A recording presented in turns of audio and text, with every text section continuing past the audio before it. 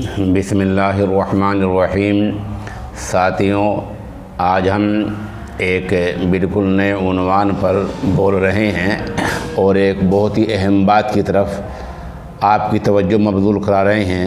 دراصل ریاست آسام کے صدر جمعیت علماء اور وہاں کے جامعہ اسلامیہ جلالیہ ہوجائی کے محتمم اور دینی تعلیمی بورڈ کے صدر مولانا انور صاحب نے دارالعلوم دیوبند کے محتمم مفتی ابوالقاسم نعمانی کے نام ایک طویل مکتوب لکھا ہے۔ خط اس کا عنوان ہے مولانا انور کا مکتوب دارالعلوم دیوبند کے محتمم مفتی ابوالقاسم نعمانی کے نام۔ یہ ایک طویل خط ہے جو قرآن کریم کی بابت لکھا گیا ہے۔ اس خط کو وائس آف اسلام نے نصف درجن ان 6 عنوانوں پر تقسیم کیا ہے۔ ہم عنوان اول، پہلا عنوان آپ کو بتاتے ہیں۔ قرآن کریم سوچنے و سمجھنے کی بار بار دعوت دیتا ہے۔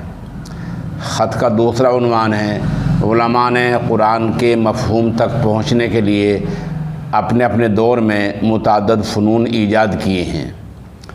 تیسرا پیراگراف ہے اسلامی مدارس کا وجود نعمت عظمیٰ ہے اور مدارس ہی ہر دور میں ملت کی قیادت کرتے رہے ہیں۔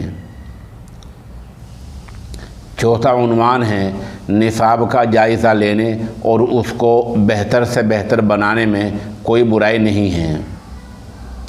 پانچواں عنوان ہے نماز میں خشوع و خضوع کم کیوں ہوتا جا رہا ہے۔ چھٹا عنوان ہے عوام میں قرآن فہمی کا شوق آج کل بڑھ رہا ہے۔ یہ 6 عنوان ہیں اس طویل مکتوب کے۔ اب اس مکتوب کا آپ خلاصہ سنیے۔ یہ دراصل اہل علم کے لیے ہے اور ہم شروع میں ہی آپ کو بتلا دیں کہ اپنے بڑوں کو خط لکھنے میں اور کسی بات کی طرف ان کی توجہ عالیہ مبذول کرانے میں کوئی برائی نہیں ہے۔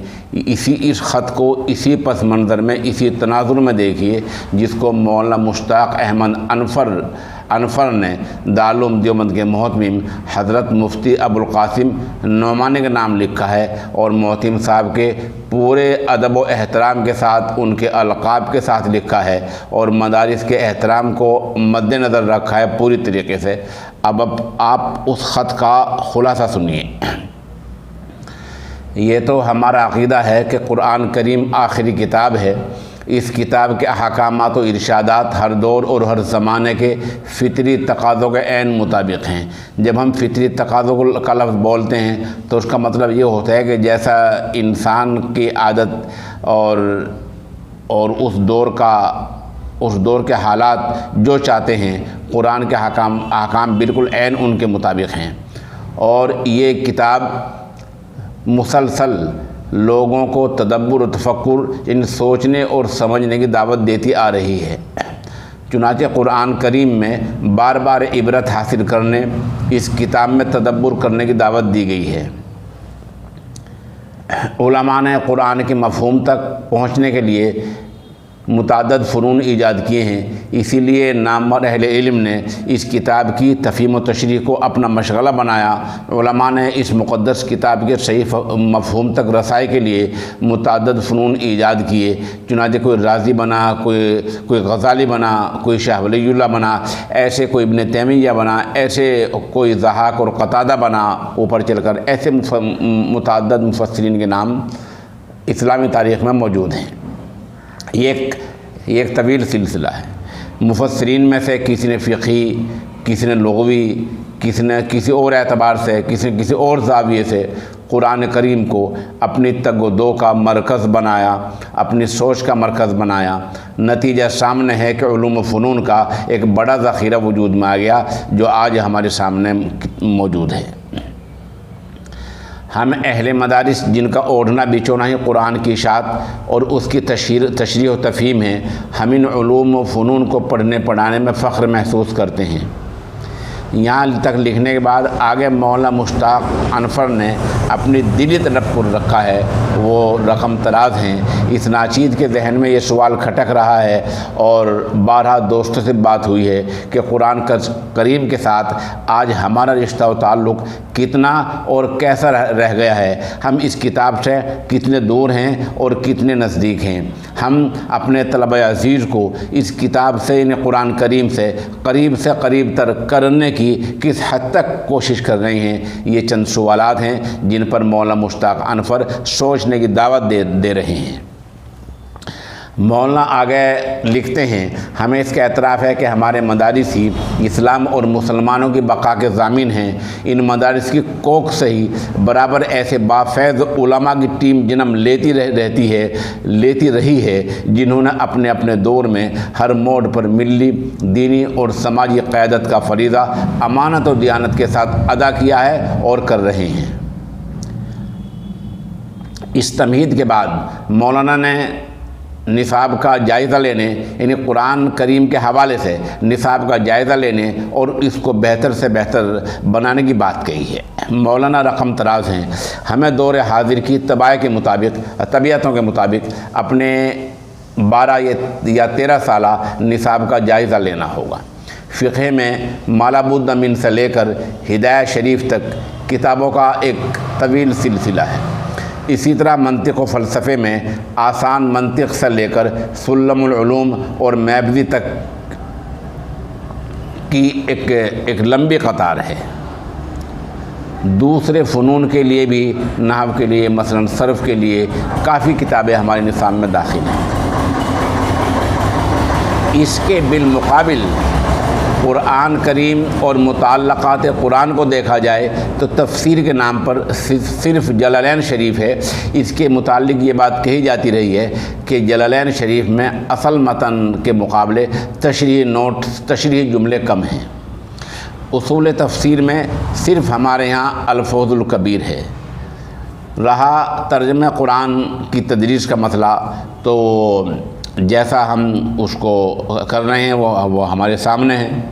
رواں صورتحال میں مدارس کے طلباء قرآن کریم کی تشریح تو دور کی بات ہے، اکثر ایسے ہیں کہ مدرسے کی چہار دیواری سے نکل کر ترجمے پر بھی قادر نہیں رہ جاتے ہیں۔ یہی زمینی حقیقت ہے۔ ملک بھر میں بڑی تعداد میں فضلاء منصب امامت پر فائز ہیں۔ بہت سے لوگ وعظ کرتے دیکھے گئے ہیں، سنے جاتے ہیں۔ ان کے وعظ و تقریر اور ان کے خطبوں سے بخوبی اندازہ لگایا جا سکتا ہے کہ وہ قرآنی زبان میں قرآنی نہج کے مطابق اس کتاب کا کس حد تک حق ادا کر رہے ہیں۔ یہ سوچنے کی بات ہے۔ اس پر جتنا جلد غور و فکر کر لیا جائے اتنا ہی بہتر ہے۔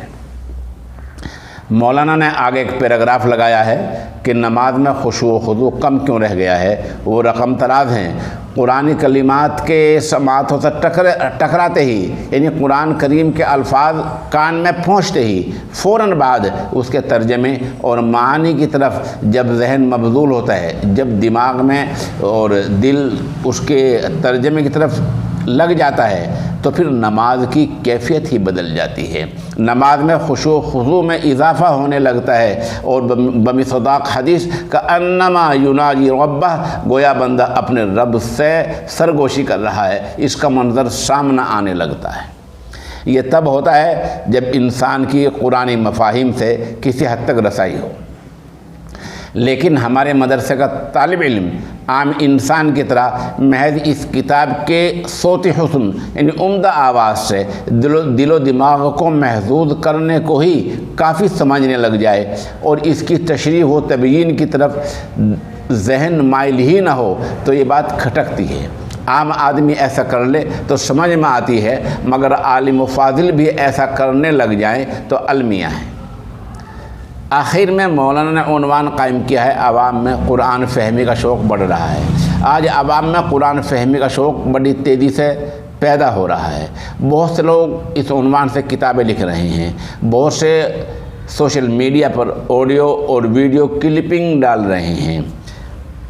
یہی وقت ہے کہ ہم اہل مدارس اس سمت میں پیش رفت کریں اور منطق و فلسفے کی کچھ کتابوں کو حذف کر کے، یعنی کچھ کتابوں کو کم کر کے ترجمہ قرآن شریف کے لیے مزید گھنٹے خاص کریں۔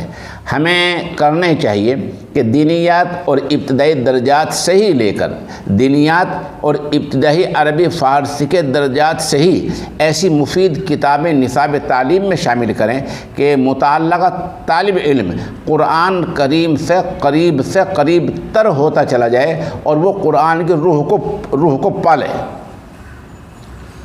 یہ مولانا کا ایک طویل خط کا خلاصہ ہے، اور انہوں نے لکھا ہے کہ میں نے یہ خط ایک طالب علم کی حیثیت سے لکھا ہے، اور بہرحال مولانا مشتاق انفر کا یہ خط اس لیے اہمیت کا حامل ہے کہ وہ خود ایک دینی مدرسے کے محتمم ہیں، مدرسے کی چہار دیواری کے اندر رہنے والے ہیں، انہیں مدرسے کے ماحول کا، مدرسے کے مزاج کا اور مدارس کی حالات کا انہیں مکمل علم ہے، وہاں جو کچھ تعلیم دی جاتی ہے، جو پڑھایا جاتا ہے، اس کا بھی انہیں مکمل علم ہے۔ ایسا ایک آدمی کسی بات کو لے کر دارالعلوم دیوبند کے محتمم اعلیٰ حضرت مولانا مفتی ابوالقاسم نعمانی دامت برکاتہم کو کوئی خط لکھے تو اس پر سوچنا چاہیے اور اس کو زیر غور لانا چاہیے اور ممکن حد تک اس پر عمل پیرا ہونا چاہیے، اور کوئی بات اس میں ایسی ہے تو اس کا جواب دینا چاہیے۔ ہم آخر میں عرض کر دیں کہ مولانا مشتاق احمد انفر ایک بڑے آدمی ہیں، اہل علم ہیں، ادھر سامنے دارالعلوم کے دیوبند کے محتم جو بہرحال ام المدارس کے محتم ہیں اور جو جامع شریعت اور جامع طریقت ہیں، اس لیے اس خط کی تشریح میں کہیں کوئی بات غلط یا نازیبا خلاف طبیعت کوئی بات آ گئی ہو تو اس کو مولانا مشتاق انفر کی طرف منسوب نہ کریں، بلکہ اس ناچیز بلال احمد بجرولوی کی طرف منسوب کریں، اور کوئی بات اس سلسلے میں دریافت کرنی ہو تو اس میں کمیٹ میں دریافت کر لیں یا الگ سے دریافت کر لیں، انشاءاللہ اس کو بتا دیا جائے گا۔ وما علینا الا البلاغ۔